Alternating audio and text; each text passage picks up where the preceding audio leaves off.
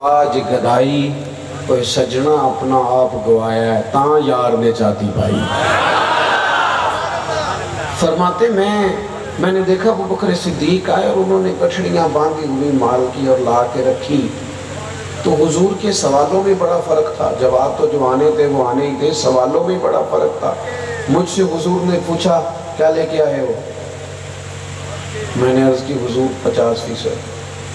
مجھ سے پوچھا کیا لے کے آئے ہو؟ اور جناب صدیق اکبر سے حضور نے پوچھا گھر کیا چھوڑ کے آئے ہو؟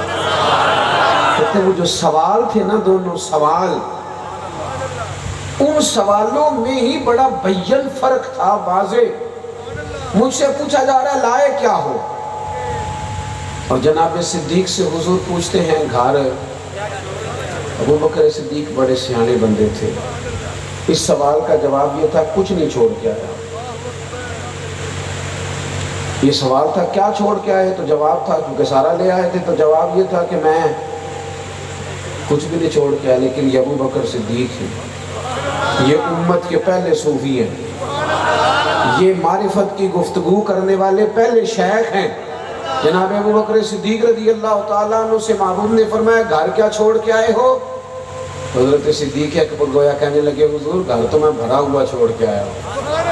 گھر کیا چھوڑ آئے ہو؟ عرض کی یا رسول اللہ گھر اللہ کو چھوڑ آیا ہوں، اللہ کا رسول چھوڑ آیا ہوں. اللہ رسول کا نام ہے نا میرے گھر میں. بھرا ہوا گھر چھوڑ کے آیا. ہم کوئی لاوارث لوگ ہیں کہ ہمارا گھر جو ہے وہ خالی ہو جائے؟ حضور بھرا ہوا ہے، رب رسول چھوڑ آیا ہوں گا.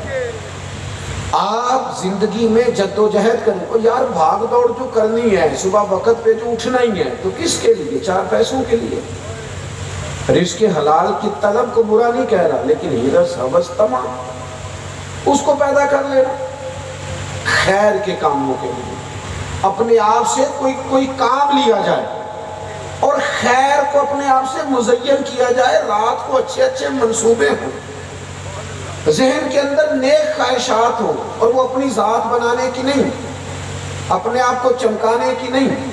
میں تو کہتا ہوں اب کوئی تو ایسا ہو جو کہ یار میں نے نا کیمرے کے پیچھے رہ کے کام کرنا. کوئی تو ایسا ہو جو کہ میں بیک پہ بالکل نہ اسی کسی دے کچھ بھی نہ لگ دے، نہ کچھ زیادہ کر دے، پیچھے کونے میں. کوئی ضرورت نہیں کسی نام کی. ویسے بھی بے نشانوں کا نشان مٹتا نہیں، ہمارا تو مٹتے مٹتے بھی نام ہو ہی جائے گا.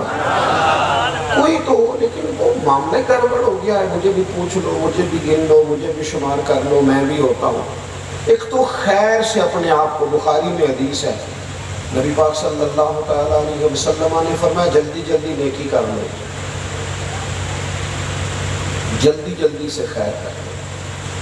فرمایا جلدی نیکیاں کر لو وہ وقت آنے سے پہلے کہ جب بندہ صبح مومن ہوگا تو شام کافر ہو جائے گا، اور شام مومن ہوگا تو صبح کافر ہو جائے گا. فتنے اندھیری رات کے ٹکڑوں کی طرح تمہاری چھتوں پر برسیں گے.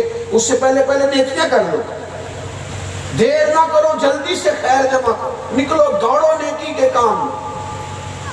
اور حضور علیہ الصلوۃ والسلام فرمانے لگے وہ وقت ایسا ہوگا کہ لوگ دنیا کے بدلے دین بیچ ڈالیں گے.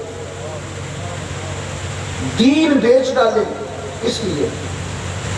حفظ کر کے بھی، درسیات پڑھ کے بھی، اتنا مطالعہ کر کے بھی تیرے اندر خواہش کیا زیادہ ہو 40-50 ہزار کمانے کی. اس مضمون پر، اس عنوان پر وہ بھی ذہن میں رکھنی چاہیے جب حضور نے فرمایا تھا فراغت کو نعمت جان لینا اس سے پہلے کہ تم کہیں مصروف ہو جاؤ. حضور نے فرمایا صحت کو نعمت جان لینا اس سے پہلے کہ کہیں تم بیمار نہ ہو جاؤ. اور یاد رکھنا فرمایا وسعت کو نعمت جان لینا اس سے پہلے کہ کہیں تنگ دستی غلبہ نہ کر لے. اور حضور فرمانے لگے زندگی کو نعمت جان